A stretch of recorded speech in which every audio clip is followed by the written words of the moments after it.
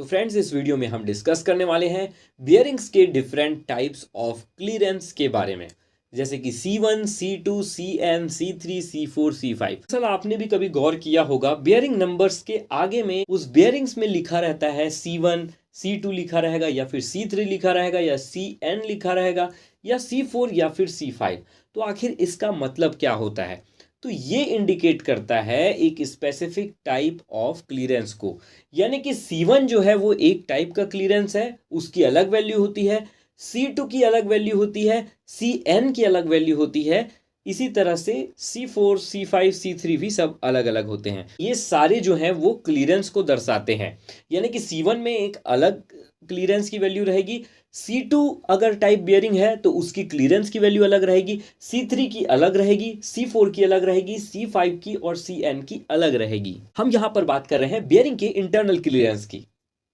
हम bearing clearance के chart से भी समझेंगे, जिससे हमें और भी ज़्यादा क्लियर हो जाएगा। तो चलिए सबसे पहले हम डिस्कस करते हैं, जो C1 क्लीयरेंस होता है ये स्मॉलर क्लीयरेंस होता है C2 से। सबसे कम क्लीयरेंस अगर किसी क्लीयरेंस में होता है तो C1 टाइप क्लीयरेंस में होता है, यानी कि यहाँ पर जो इंटरनल क्लीयरेंस होगी बियरिंग की वो बहुत ही कम होगी। अब अगर हम बात करते हैं C2 क्लीयरेंस की, तो जो C2 टाइप क्लीयरेंस होता है उसमें जो बियरिंग का क्लीयरेंस होता है वो C1 से तो ज़्यादा होता है, लेकिन CN से कम होता है। यानी कि C1 का क्लीयरेंस जो है वो बहुत ही कम होगा, उससे थोड़ा ज़्यादा क्लीयरेंस किस में रहता है? C2 टाइप क्लीयरेंस में बियरिंग के। लेकिन जो C2 टाइप क्लीयरेंस रहता है बियरिंग का वो CN टाइप क्लीयरेंस से कम होता है। अब CN टाइप जो क्लीयरेंस होता है बियरिंग का उसे स्टैंडर्ड क्लीयरेंस कहा जाता है, और CN टाइप क्लीयरेंस जो होता है वो C1 और C2 से ज़्यादा क्लीयरेंस होता है इस टाइप के बियरिंग्स में, इस टाइप के बियरिंग क्लीयरेंस में। अब हम बात करते हैं C3 टाइप क्लीयरेंस। तो C3 टाइप जो क्लीयरेंस है वो CN यानी कि स्टैंडर्ड क्लीयरेंस से ज़्यादा यहाँ पर क्लीयरेंस रहेगा, और C4 टाइप क्लीयरेंस जो होता है वो C3 टाइप क्लीयरेंस से भी ज़्यादा वैल्यू रहेगी यहाँ पर क्लीयरेंस की। वैसे ही C5 टाइप क्लीयरेंस है वो C4 से भी ज़्यादा क्लीयरेंस की वैल्यू यहाँ पर रहती है C5 टाइप में। यानी कि अगर हम कहें तो C1 जो होता है वो सबसे स्मॉलर क्लीयरेंस रहता है, और C5 जो होता है उसमें सबसे ज़्यादा क्लीयरेंस होता है, यानी कि लार्जर क्लीयरेंस रेंज अगर किसी में होता है तो वो C5 में। C1 is the smallest and C5 is the largest clearance, ये बोल सकते हैं हम। तो यहाँ पर एक चार्ट लिया है हमने एग्जाम्पल के लिए, ताकि आपको अच्छे से समझ में आ सके। तो यहाँ पर देखिए सबसे पहला जो कॉलम है उसमें साइज दिया हुआ है, बियरिंग का ID नॉमिनल बोर डायमीटर दिया हुआ है, ठीक है। जैसे कि सबसे शुरू में दिया है 0 से 10 mm तक, फिर 10 से 18 mm तक, फिर 18 से 24 mm तक अगर इंटरनल डायमीटर है बेयरिंग का आपका बोर है ना, उसके नीचे यानी कि साइज बढ़ते जा रहा है यहाँ पर बेयरिंग के बोर का। और जैसे ही बेयरिंग का बोर का साइज बढ़ेगा वैसे ही उसका इंटरनल क्लीयरेंस भी बढ़ेगा।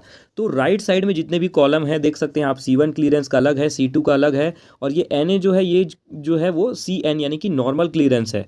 तो सपोज करिए यहाँ पर हम लेते हैं 50 to 65 mm तक के शाफ्ट वाला। तो 50 to 65 mm शाफ्ट में C1 टाइप क्लीयरेंस कितना वैल्यू है, उसका वैल्यू आप देख सकते हैं 5 से 15 माइक्रोन। जबकि सेम साइज के बियरिंग में अगर हम C2 टाइप क्लीयरेंस में जा रहे हैं तो वहाँ पर इंटरनल क्लीयरेंस कितना है? 15 से 35 माइक्रोन तक चला जा रहा है, यानी कि उससे ज़्यादा।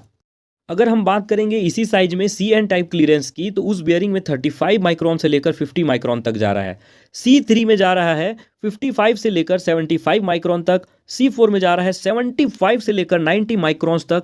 वहीं C5 टाइप क्लीयरेंस है, अगर इसी साइज में आपका बियरिंग है तो उसमें 110 से लेकर 130 माइक्रोन्स तक जा रही है यहाँ पर बियरिंग की इंटरनल क्लीयरेंस। यानी कि C1, C2 ये नंबर जैसे जैसे बढ़ते जा रहे हैं वैसे वैसे बियरिंग का इंटरनल क्लीयरेंस का वैल्यू बढ़ते जाता है। तो फ्रेंड्स, आई होप आपको ये वीडियो काफ़ी ज़्यादा पसंद आई होगी। अगर 1% भी ये वीडियो आपको हेल्पफुल लगी हो तो प्लीज़ इस वीडियो को लाइक कर दीजिएगा, चैनल को सब्सक्राइब कर दीजिएगा।